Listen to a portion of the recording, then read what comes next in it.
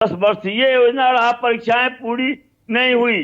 ठीक है, और हिमराज राम नहीं रिस्पॉन्ड हुई। कीजिए। अब हिमराज जी। इसलिए अब दावा करना जो है, हम लिखी जो है सो कई परीक्षा आयोगों के चेयरमैन को जेल जाना पड़ा उस काल में। हेमराज जी, नीतीश कुमार क्या बैकफुट पर नजर आ रहे हैं क्या नौकरी दिलाने के इस पूरे मुद्दे पर? अब ये तो सिर्फ तेजस्वी यादव का मुद्दा नहीं रहा, पूरा विपक्ष नौकरी रोजगार इसी को लेकर आगे आ रहा है। ये 10 लाख लोगों को नौकरी और 10 लाख लोगों को रोजगार, ये 7 निश्चय पार्ट 2 के तहत इस बात का जिक्र किया गया है। और 7 निश्चय पार्ट 2 का ही ये आधार है। और इसी के आधार पर राष्ट्रीय जनता दल के साथ समझौता हुआ था, गठबंधन हुआ। और आज जो हमारे रंजन गगन भाई बोल रहे हैं, ये क्रेडिट की बात कर रहे हैं।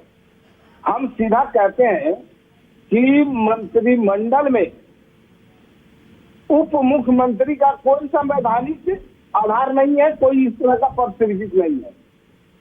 उप मुख्यमंत्री एक मंत्री के बराबर दर्जा है और मंत्रिमंडल का प्रमुख माननीय मुख्यमंत्री होते हैं। तो जो भी कार्य होते हैं सरकार के द्वारा, उसको मंत्रिमंडल से गुजरना पड़ता, और मंत्रिमंडल का प्रमुख माननीय मुख्यमंत्री है। तो एक ठीक आधार पर कहते हैं कि हमने ये कर दिया, हमने ये कर दिया, हमने वादा किया, हमने पूरा किया। बड़ी हंसी आती है कि मुख्यमंत्री के काल में मुख्यमंत्री नीतीश कुमार जी के रहते जो इन लोगों का मंसूबा था पूरा नहीं हुआ। लेकिन आज जिस नौकरी का क्रेडिट आप लेने की कोशिश कर रहे हैं, उसी नौकरी पर नीतीश कुमार ने सवाल उठाया था ना कि पैसा कहां से लाएंगे, कहां से लाएंगे इतनी नौकरियां। 7 निश्चय पार्ट 2 में इसकी जिक्र की गई है और इसी के आधार पर गठबंधन था। और दरअसल है 7 निश्चय पार्ट 2 के आधार पर काम तो नीतीश कुमार जी कर रहे थे। ये शिक्षकों की नियुक्ति से लेकर कई विभागों में जो नियुक्तियां थी उस पर बहाली का कार्य चल रहा था और आज भी चल रहा है, मजबूती के साथ, तेजी के साथ चल रहा है। लेकिन उस समय जब ये 17 महीने की चर्चा करते हैं तो 17 महीने के दौरान जो भी नियुक्तियां हुई शिक्षकों की, मुख्य रूप से शिक्षकों की नियुक्ति को लेकर हम कहते हैं, और स्थानांतरण से लेकर नियुक्ति तक ये लोग सब जगह गड़बड़ी फैलाने की कोशिश कर रहे थे, हर जगह भेदभाव और पक्षपात करने की कोशिश कर रहे थे।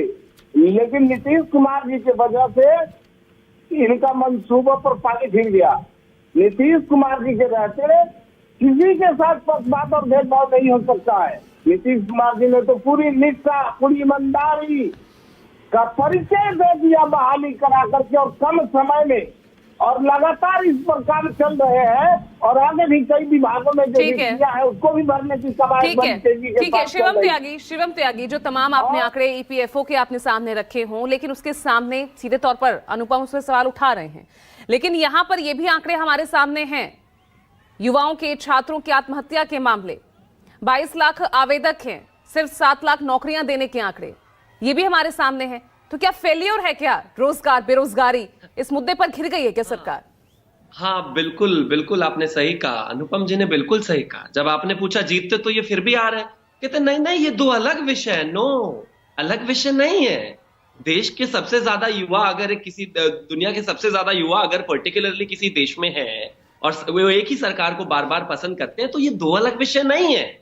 इनके हिसाब से तो यहां पर भी कोई प्रॉब्लम होगी कि 2013-14 में इस देश में स्टार्टअप्स की संख्या 2 थी, 6 थी, आज 90,000 है। जाहिर है नौकरी नहीं मिली है।